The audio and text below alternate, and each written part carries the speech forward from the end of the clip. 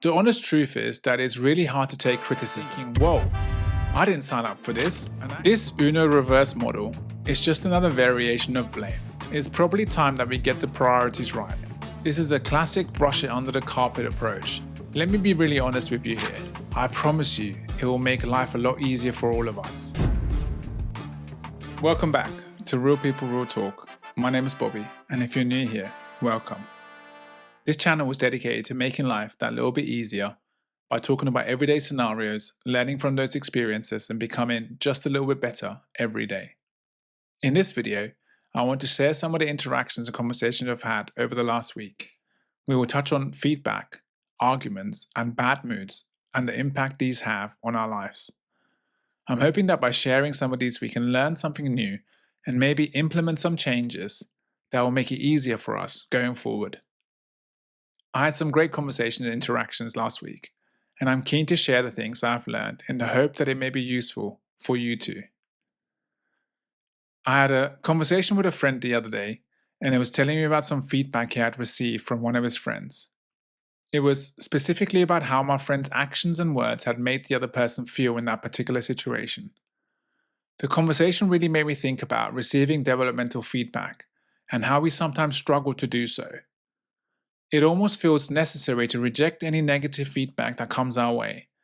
Like we need to find a way to soften that blow and have some sort of reason or excuse as to why it may have felt or looked that we did something wrong. I think that a lot of the time we look for something or someone else to blame. For instance, if we are late for someone's dance performance and they tell us that they were disappointed, we find it easy to say that there was too much traffic to get there on time. If we forgot someone's birthday and they tell us they really expected us to call, we say work was too busy to get away. And if we dropped and broke our partner's favorite bacon dish, we say that the dog was all wrapped up in our legs. The problem with this is that the excuse doesn't just serve as a way to lessen the impact on the other person. It also gives us an opportunity to overlook what we did wrong in that instance. This means that we don't really get a chance to learn from the event or action. The other thing that we tend to do is bounce negative feedback right back at the person that may be giving it to us. Rather than taking the time to listen to how we may have made someone feel, we try and reverse it without hesitation. An example of this may be one of our friends saying something like, "I really didn't like the way you spoke to me there." And our response being, "Well, if you wouldn't have looked at me like I had no idea what I was talking about, then I wouldn't have needed to." This Uno reverse model is just another variation of blame. Not only will it most likely end up in an argument, it also shows that we're not receptive to feedback. We are telling our friends and family that there isn't really any point in telling us about something they may not have liked, which over time could result in the relationship becoming more distant. The honest truth is that it's really hard to take criticism, whether that's in your personal or professional life. The brain is hardwired to see this as a threat. Back in the days of the tribe, being told that we have done something wrong may result in being ostracized, and so the stakes were very high to always come out of a situation smelling like roses. Today, the consequence won't be as extreme, but the brain will struggle to let go of the thousands of years of conditioning. From what I see and hear, most of us are happy to give feedback when needed. In order to be really good at feedback though, we also need to be good at taking it. Criticism is always going to show up in our lives. That's just part of being human. If we went through life with the best intentions from time to time, we will still find ourselves in a situation where we have said or done something that hasn't landed with someone in our lives. What can we change?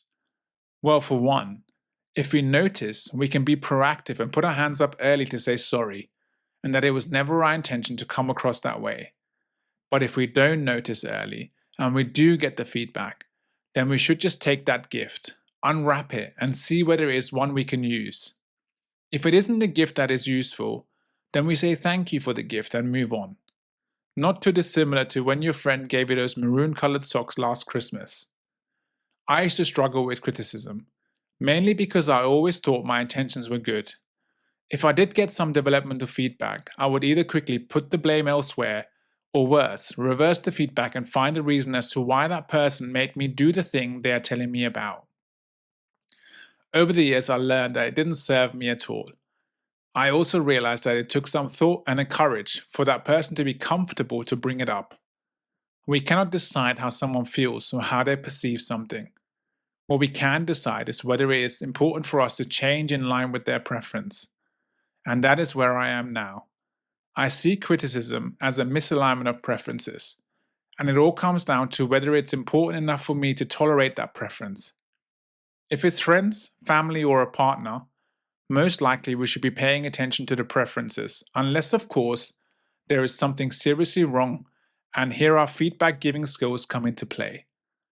After our conversation, my friend reflected on the whole situation and realized that with the person that gave him the feedback, there was quite a lot of misaligned preferences, and actually, distance was the right thing for them. The way he was able to do that is by receiving the gift, unwrapping it, and seeing whether it was useful. I don't believe that our job is to optimize for being able to please everyone. My point here is that it's important to review the information that is being shared with us with an open mind and use it as a tool to learn and become better if that's what's required, rather than allow our brain to dismiss criticism with our blame shield. Last week, I also had a conversation with my friend about arguments. He told me that he had a bit of a fight with his cousin. It wasn't about anything good, quite silly actually, and it looks like both parties ended up saying things they shouldn't have. They probably regret saying those things and getting irritated, but both are very adamant that they are right in what they did. From what I gathered, neither is looking to speak to the other now until they probably forget about it. My friend says that at some point he will see a video or meme that he will forward on, and if he receives a laughing emoji or LOL, then he will know that it's all good again. The conversation made me think about arguments as a whole, whether it's with a family member, a friend, or our partners. It made me think about this idea of what are we actually fighting for? In my friend's case, it seemed like they were fighting for who's right and who's wrong. Unfortunately, in relationships with people you care for, this hardly ever brings any good results. If we are trying to prove a point with the intention of being right and are faced with resistance, we tend to go to the extremes in order to get the message across. This may look like raising our voice, getting visibly angry, or in some cases, being intentionally hurtful. This may sound familiar to you. If you've ever had a discussion with someone and they sense that you're not actually agreeing to their point, they may start raising their voice unnecessarily. You're left thinking, whoa, I didn't sign up for this, and actually this is quite embarrassing, so I'll just bow out of this one. In that way, those people have been rewarded for going to that particular extreme. We see this in some workplaces where leaders have come to believe that this is the way to assert authority. The other example where this may show up is in your relationships, where there is the most love, romantic, for instance. For some reason, during arguments we can become quite hurtful towards the people we love most in a heated situation, just because we want to show that we are right. None of this stuff is good. None of these actions are healthy. And in the long run, the only thing we're really doing is eroding our relationship to the point where we may push someone to the edge. Here they then decide, this isn't for me anymore. We shouldn't be fighting for who's right or who's wrong. We should be working collaboratively towards what's right instead. Who is right is an identity play. If you fight for that, you're most likely going to end up in a situation where you upset or insult the other person for their views. What's right is figuring out what went wrong and how to fix it, with the self removed. You have transcended blame. It doesn't actually matter anymore. The only thing that matters is making sure it doesn't happen again. Of course, it's pretty damn hard to get to that when we are so used to wanting to be right. What I say these days is that I don't care too much about being right all the time. I'd rather work towards being wrong less times. This frame of what are we actually fighting for is such a valuable one for me. If I find myself in an argument, I say those words to myself. It helps me to step outside of the heated situation and see what is required of me. It allows me to let go of my ego. This is the who's right part, by the way, and look at the situation more objectively. It allows me to swallow my pride and say sorry when I've realized that actually what I did or said wasn't the right thing, and that serving of humble pie then allows me to learn for the next time. The truth is, losing an argument, debate, or discussion isn't the end of the world. Every loss has a lesson, so we win either way. Plus, if we can avoid another blowout argument like this, we have certainly scored big time. When my wife and I first got together, we used to argue explosively. It wasn't good. We would say all sorts. It's not until we revisited the argument calmly where we made progress. Another important thing, the debrief. We discussed the things we said and how it made each other feel. We came to realize that none of those things actually helped in any way. All that happened is that we wasted time and said hurtful things. Zero progress was made. The next day, though, we figured it all out. I said that to say sometimes it's okay not to enter the battle immediately. Sometimes we need some time to process first. In those instances, we just need to be honest and say specifics like I can feel myself get a little frustrated. Can we sleep on this one? This brings me on to the last point, going back to my friend. The approach of just letting it sit until a video or meme comes up to forward and test the water also isn't the best solution in my opinion. This is a classic brush it under the carpet approach. If you have too much under the carpet, we're most likely going to trip and fall as we work over it. Every argument should have a debrief, an opportunity to review actions and words, an opportunity to grow. If we miss this step, then when the next argument comes along, we don't start with a clean sheet. We pull out the notebook that has all the previous concerns still on it, and it ends up being longer, more draining, and slightly more extreme. Instead, the notebook page should be burned as soon as you have finished with the last argument. Why? Because you have put it to rest. All aspects have been covered, and we now know what needs to be done going forward. Arguments are normal, especially with those that you care about most. Arguing right is an important skill to master, mainly because there is no way that we'll be able to go through this life without at least a few disagreements. Words are hugely important. We have to make sure we choose them wisely, because what we send cannot be recalled. Nurture your relationships, my friends. If you do anything today, think about how you can argue better. I promise you, it will make life a lot easier for all of us. Last week, I was also reading The Enlightened Gardener, a book that my barber recommended for me to read. He said it had quite a profound impact on him and he wanted to hear my take on it. The book follows a group of therapists on a conference. Whilst there, they meet a gardener who provides them with a number of insights that make them question the things they have learned whilst becoming qualified practitioners. One of the main themes of the book is the gardener's idea that the way we feel is primarily based on our thoughts. The book made me think about the power we have in our minds to impact our moods despite what may be happening in life. It also made me think about Alex Hormozy saying, if you can be in a bad mood for no reason at all, then you can also be in a good mood for no reason at all. All too often, we let external factors impact our thoughts and ultimately how we feel, and then interact with our friends and family in a not so kind way. We waste the precious time we have with them being moody rather than bringing our best self to these important interactions. Don't get me wrong, I'm not saying we should perform, even though we are sad, frustrated, or angry.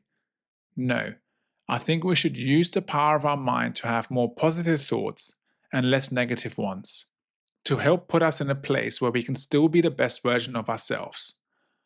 Of course, there will be times where something has gone seriously wrong and it will have a huge impact on us, and those times it's 100% the right thing to do to lean on the tribe and ask for assistance to get back to an acceptable mood level. But I think that at the moment, from what I hear and see, it's the little things that are having a big impact. I can't help but think that this approach puts us in a position where we feel like it's okay to reject the good things that do come our way. When I saw my barber again, I told him my honest thoughts, which were that the book is an old book. 10 years ago, when it first launched, maybe people did not realize that their thoughts could affect their mood or how they feel. Whereas today, I don't find this to be groundbreaking information. He made a valid point, saying that it may be true that some people do understand that they can have an impact on their mood by reframing a situation or interaction in their brains, but it's still not everyone that does that. And so it comes down to the real truth, which is the people that would want to read The Enlightened Gardener aren't the people that actually need it. The ones that would want to read a book that positions itself as almost a self-help book in story format are already there in the understanding of the message that it gives. Whereas the ones that would never choose to read a book like this are the ones that potentially need it most. My barber went on to tell me that he felt that he could regulate his mood pretty well, except for the times when he has a discussion or debate with someone that he feels just isn't listening. At those times, he says he can end up in a bad mood for 3 whole days. What stops him from using his mood regulation here? Well, it's the fact that he doesn't understand that person's thought process, and he does not feel that the person understands his. We have to understand before we can accept, and we have to accept before we can heal or move on. With that particular person, emotions get in the way, we get heated, and we lose the ability to have a rational conversation. In those instances, I have found that we just have to let it play out and then go back in at another time to actually do some real work, so the next time the debate is more productive. In a heated debate, there may be no desire to seek understanding. Now we're just left with the anger and frustration that plays on a loop in our mind, trying to guess why the other person said what they said. Instead, if we feel something that's been said doesn't sit right, we could ask the person to repeat it. The simple action of having to say the words again might cause them to think a little bit more about it. And if not, then we have the opportunity to say, "What do you mean by that?" and get some more clarity. And if it is hurtful, then we get to say, "Did you mean for that to be hurtful?"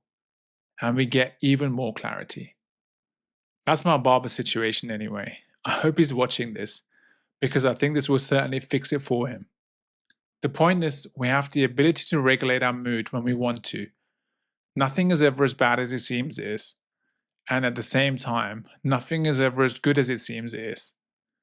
These feelings are temporary, but the relationships we have most of the time are permanent. It's probably time that we get the priorities right. Let me be really honest with you here. There has been countless times where I've let my bad mood affect the way I interact with my kids, wife, or friends. All I did was move the bad mood to another person. It was never helpful. Instead now, if I can tell my brain to snap out of it because there is nothing I can do about it, that's what I do. If there is something I can do about it, I prioritize that action so that I can feel better. I feel what I feel, think and decide if I want to feel it, and if I don't, then it's got to go, one way or the other. The human brain is amazing. Next time you feel something you don't want to feel, see if you can get rid of it. I guarantee that you will surprise yourself. There you have it, my friends. Another week of updates. I hope you found the information useful. If you have, please let me know by liking this video. You've made it to the end of the video. You must have enjoyed it. Here is another video that YouTube believes you may like. Go ahead, give it a go. And while you're clicking away, give this icon a click here. It will make it really easy for you to subscribe. My name is Bobby, and this is Real People, Real Talk. Thank you for watching, and I hope to see you again very soon.